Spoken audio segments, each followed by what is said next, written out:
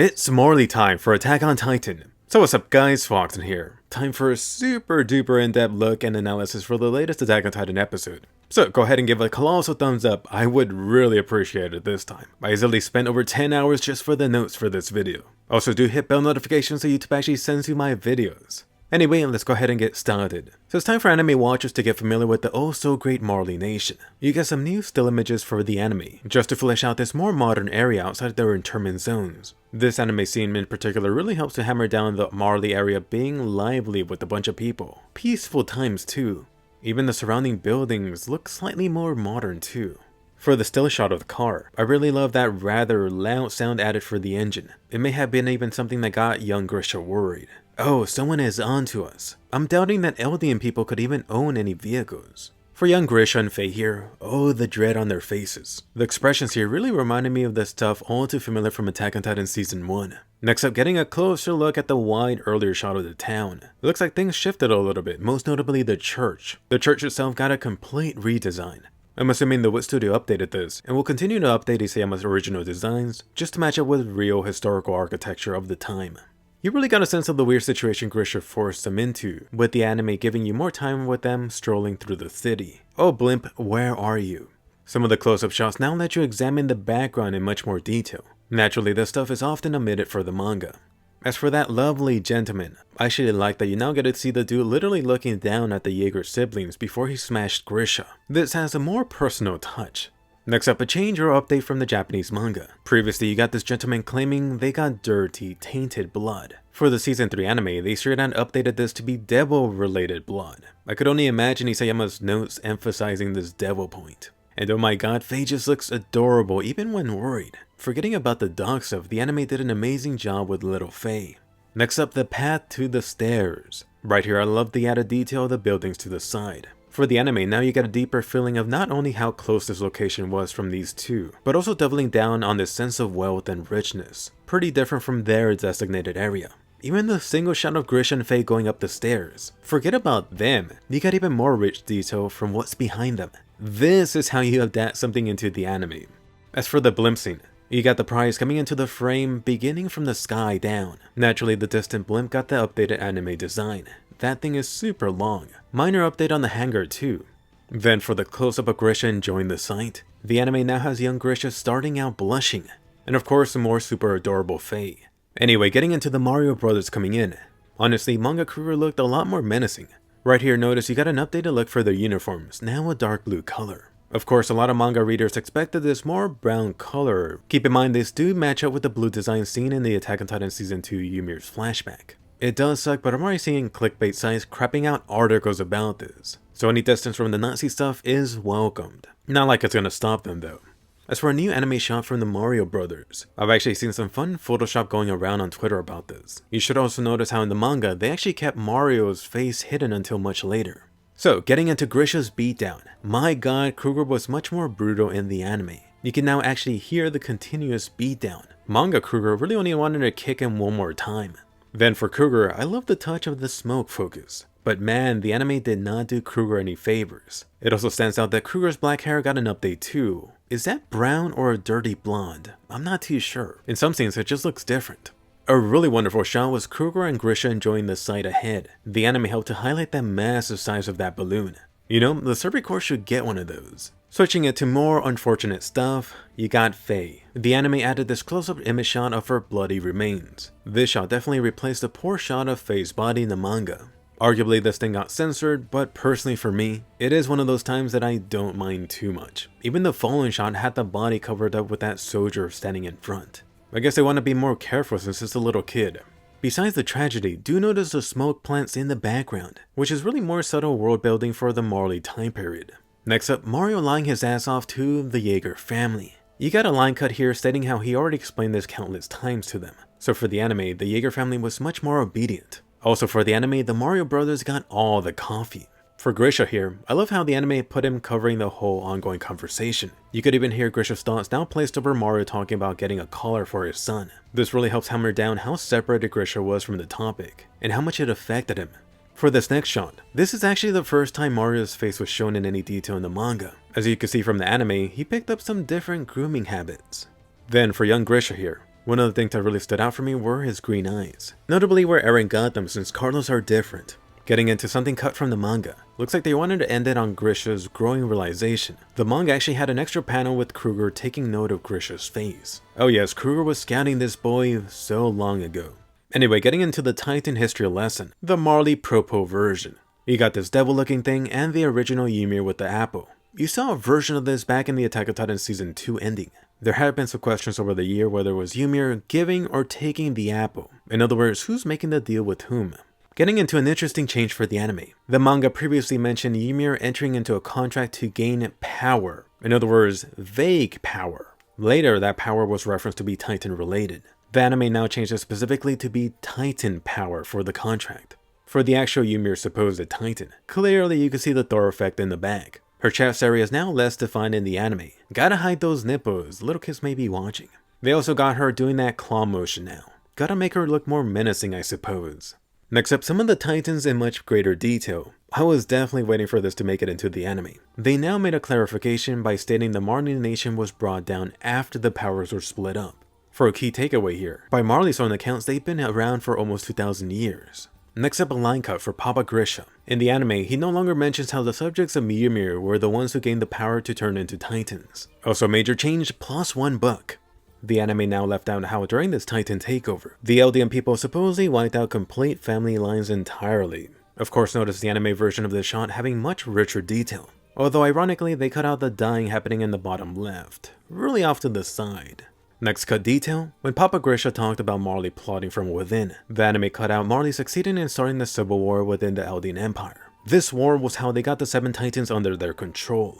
I really wonder why they cut this out. As for the island part, now I'm really getting a sense of why anime-only people were really confused after this episode. The manga made it clearer that the Eldian king was left solo after the Great Titan War, which was the whole reason his people left to the island. Unfortunately, not Marley and Eldians were left behind during this time. For the actual map being displayed, I believe this is the first time any type of map was shown in Attack on Titan. The anime changed it so it's much more zoomed in. Previously, it was thought that this map mirrored our world, so the whole story was taking place in like Africa, except flipped. In other words, Paradise Island where the story has been taking place would have been Madagascar. After seeing this in the anime, it now feels like Isayama's taken the anime to retcon this a little bit. And to be honest, I don't blame him. Next cut detail, they drowned most of Papa Grisha's lines here, although probably not the most important stuff cut out. His father really just went on about how lucky they were Marley didn't completely wipe the Eldians out. Then he really just doubled down on the fact about them being descendants from devils. Then after Grisha told him to shut the hell up, once again another cut from his father about the devil's blood running through their veins. This goes in line with the next cut. Papa Grisha mentioning how rumors could start, then they would be done for. Next up, Grisha getting some free booze. Do notice a Mario V2 guy on the left. This should be Tom. I think it was much more clear in the manga. By the way, for the bottle thrown here, the writing on this thing is actually consistent with the previous wine bottle from Attack on Titan Season 2. Next up, a more subtle detail asked. You can see the gentleman with that mark. In the manga, Grisha specified it being a cross mark. It is interesting to notice how the anime has removed a lot of the cross symbolism and references that were once in the manga, especially for the Uprising arc. As for some dialogue cut from this guy, originally he offered to let Grisha know more if Grisha agreed to help their group. In the anime, it now seemed like Grisha was fully on board after hearing about his lost sister. Switching it over to Grisha crying his balls out at their secret base. The anime skipped over Grisha's thoughts on why they chose to recruit him. There were 2 reasons for this. 1, Grisha worked with medicine, and 2, Grisha had a strong hatred towards Marley. Next up, doggy time with Faye. The only real change here was those playful canines. Overall, I think the Faye stuff was much more effective for the anime. When I originally read the manga version, it wasn't as hard-hitting. It felt like it had to over-rely on the gore aspect. Anyway, getting into the Krueger Spy stuff. Lovely new owl from behind shot for the anime. Naturally, this fifth was Krueger later revealed in the episode. Adding more into the scene, the anime now shows you guns given to this new Eldia group. Previously, the manga only showed those historical records. However, cut from the manga was Grisha telling you they also got guns and ammo from the owl. They just didn't show it. Grisha also specified the documents they got from the owl contained knowledge Eldians no longer knew. As for the actual historical documents, I was super glad to see this get a facelift for the anime. Honestly though, besides the colors added, no huge difference. You do have an additional +1 deer on the right. For this, Grisha must have been a great storyteller, he was just pulling this stuff out of his ass. Anyway, it's Dinah time. Isn't she just a cutie? Really getting this Astoria vibe. For the anime actually abridged a lot of the Dyna stuff. The anime didn't mention how Dyna was part of the royal blood family branch that refused to follow the Eldian king at the end of the Great Titan War. Perhaps it was obvious too, but Dyna's family was living in secrecy just waiting for the Great Eldian Empire to rise again. As for the Great Titan 9 art piece, you've already seen this more ruined version in the Attack on Titan Season 2 ending. To notice, this has also been updated from the original manga design. Notably, the other 8 titans are shifted inward. Also notice that star-like symbol at the very top. That is Eldia's symbol, which is now used on their armbands. Next art piece, the Great Titans. I saw some people confused about this, so I do have to point out how this is supposed to be pretty stylized. Hence the big ass dog in the picture and a horse. Maybe that's just a stallion. Thankfully from the manga to anime, you now have a full view of this thing. Notice the scroll and flag things have been removed. It is now easier to see the ground split up 3 ways. Most likely 3 sides in the Great Titan War. In the anime version, it is now harder to tell this bottom center titan is a female titan. The anime version also clearly shows some mindless titans taking part too. As for the Colossal Titans that made up the wall, I've seen some people question why these Colossal Titans are facing outward. Recall the Colossal Titan face they found was faced the other way. I should just remind you guys, these people weren't actually there when the walls were formed. This art piece was either them just reimagining it, or made way later after the walls were built. It is also possible the walls are double stuffed. Naturally, the anime cut out some important details here. The anime did not mention this king being the 145th Eldian king. Up until that point in the story, the 8 titans and their families were constantly battling over generations. The only thing that really kept them in check was the founding titan and its power. In the manga version, after this new king left, this was when the Great Titan War began. The anime now makes it seem like this war started and the king just fled midway. Small difference, but an important one. The pretty huge detail cut out here was this being the 145th king. The question now becomes, is this a retcon? Or could it just be them telling anime people to read the freaking manga for the full details? I might be leaning towards this. As for Dyna, the anime cut out the line specifying her family disagreed with the king, hence them staking out at Marley. Then for Grisha, they cut out the line here declaring that they have to take the founding titan back and give it to the true royal blood family that got abandoned. Really just sweet talking Dyna. A little detail I love for the anime was Dyna blushing here. Yeah, she technically was blushing in the manga, but this stuff almost never stands out. Not as it's meant to, you know, it just being black and white. Next up, family photo time. You got an update on the camera. This now matches something in the early 1900s. Alright, so getting into the warrior program. To be honest, I really didn't like how the anime covered Grisha and the Marley guy speaking over this. Let me go ahead and give you the juicy stuff cut out. The Marley guy here was announcing how the Paradise Island king had given them a proclamation that supposedly Eldia would rise again to rule in the near future. Marley in response was beginning this warrior program. This meant that Eldians could enroll their kids anywhere from 5 to 7 to become potential warriors. A key change for the anime was them not mentioning how Marley had 7 of the 9 titans. Technically at this point Marley had 7 titans, but only 6 of those were available at the time.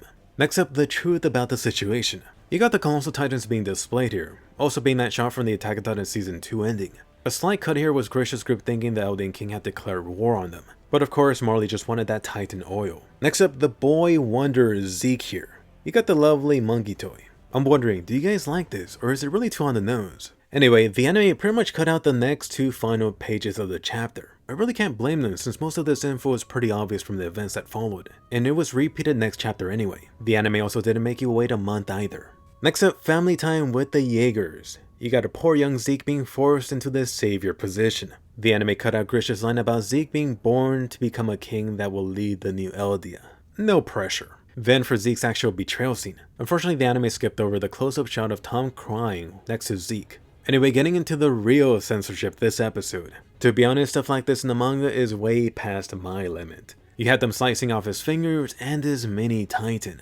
I really can't say I mind this not being shown. Obviously, I don't want to get my video flagged for this. If you really want to see fingers being cut off, page 4. Anyway, for the actual good chunk of detail cut from this scene, the officer here mentioned how they thought the owl was leading this terrorist group within the Marley nation. That it was the owl making these guys send their kids as spies to become warriors, ultimately with the endgame to steal the founding titan. They also thought the owl wanted to use the founding titan possibility as a way to gain support from Eastern nations, so they could rally against the Marley nation. So back to Paradise Island. This of course being that ocean platform shown in the Attack on Titan Season 2 Ymir flashback. I got a feeling they're gonna have this flashback next episode, since the next chapter originally would have been the spot where this flashback should have taken place at. In the area near the ocean, the anime now removes some of the trees you can see from afar. It's all sand and mountains up ahead. For the Grising, this guy was more pissed off in the manga. How could Grisha's own son betray all of them? Perhaps Grisha was the true person to blame, it was his son. Next up, that Titan injection, which they have updated from the manga. So far, there's been a question about how exactly Grisha got his hands on some Titan juice and the actual syringe. I try to look back and compare the one you see here to the one that Grisha used on Eren, and the one that the Reyes family had. Turns out they're exactly the same. At least for the syringe, Grisha could have either gotten one from Mr. Krueger or just stolen one from the Reyes family. For the Titan juice, same options plus one extra. You know Grisha was a doctor plus a Titan. On top of that, Grisha got some questionable access to his past Titan memories. In other words, he really helped Grisha with this winning combination to develop some Titan juices himself. Next up, a new Titan army being born. That's right, you saw these Titans before in the Trust arc. Let's just go down the list. First off is the Grandpa Titan that tried to eat Armin, and then ended up eating Eren. This guy was super close to getting that juicy Titan power. Next up, that blonde Titan that ate that blonde trainee. I definitely don't recall his name. Post down below if you recall it. Then you had that small Jaws Titan looking fellow. This guy was actually the one that bit off Eren's leg. Eren later got revenge in Titan mode. Oh, and let's not forget about the most notable one. For years and years, this was thought to be a female-ish Titan. They even joked about it in the Attack on Titan Junior High anime. Also in several Attack on Titan merch. Turns out this was actually a dude all along. Come on, Isayama must love that type of trolling. Back in the Trust arc, this kawaii Titan was even stacking on Mina. Switching it over to Eren waking up. Man, did the subtitles get the line wrong here? Who am I? Armin even later repeated that wrong translation later. That wrong line definitely implied something else. Originally, Eren was asking why, implying either why is he in here or why is he locked up. They totally missed the whole watashi word he used to refer to himself. This being much more formal and totally unlike Eren, except when this guy's speaking to his master Levi. This really helped hammer down how much Eren was actually reliving those events, instead of actually it being a dream. In general, this stuff is just lost in translation, unless you got a footnote like this one. I should also point out how this scene seems to mirror that scene from the very first episode. You had Eren seeing what appeared to be future events. Eren then woke up crying. Both of the times, Eren was thinking he just had a long dream too. Even Mikasa in both situations was asking if Eren was crying. Unlike the first Attack on Titan episode, Eren actually does realize those were his father's memories. This could mean Eren got future memories back then too. By the way, I'm glad the anime did not use Isayama's trademark style for drawing characters behind bars. Come on, I love you Isayama, but this looks goofy as hell. Anyway, back to Memoryland. You got the Major telling this man to go back. Cut out from the anime was the line from these guys actually being disgusted at him. They didn't like what the Major had done to the young girl. It didn't matter whether she was an Eldian or not. For the Major here, he specifically mentions turning this guy into a 3 to 4 meter Titan. In other words, Marley totally has this Titan size process down. Now for something more interesting on Isayama's part, which involves a whole major scene about him explaining his demented reason for liking this stuff. Isayama specifically made the manga shot appear as if the Major was talking directly to the reader. For the Season 3 anime, Isayama asked the Wit Studio to mimic this too. The commentary here from the Major was really from Isayama, which was meant to highlight how the audience, meaning the readers and viewers, we do live in this peaceful time, yet we're often entertained seeing this horrible stuff happening, often portrayed in media, whether that's someone being eaten in Attack on Titan, some gory Saw movie, the torture porn Shield Hero web novel, and so on. Honestly, just knowing this extra detail that Isayama was going for really makes this scene that much more impactful. Definitely go back and rewatch this.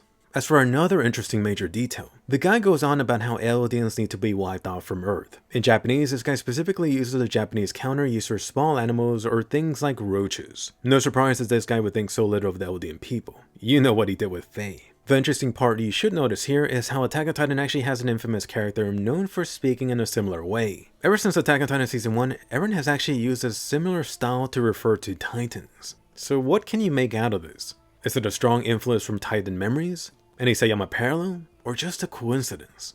Overall for this major scene, a good chunk of the dialogue just got ironed out to strengthen what Isayama intended. Anime Grisha also got several dialogue cut out, which was him just repeating some of their supposed great history stuff. In other words, the stuff he made up. Getting into revenge time, oh it's coming full circle for the major. No surprise at all the anime cut this out. I mentioned being totally fine with that past torture stuff being left out. Honestly though, I would have preferred seeing this animated. Next up, the Krueger Owl Titan reveal. Nicely added for the anime was that face shot. The only real difference here seems to be that pillar on the lower right. You should notice his Titan's glowing green eyes. In other words, this should be true for anyone that gains this almighty Titan. So go ahead and give this a colossal thumbs up, I would greatly appreciate it. Definitely spent the most time on this for any manga anime comparison, easily 10 hours plus. By the way, I recently did release an in-depth video on the Bunny Girl Senpai movie. I just saw this in Japan. It is non-spoiler, so definitely check that out. Anyway, let me know, did you like this super in-depth video? Was it juicy enough or too long?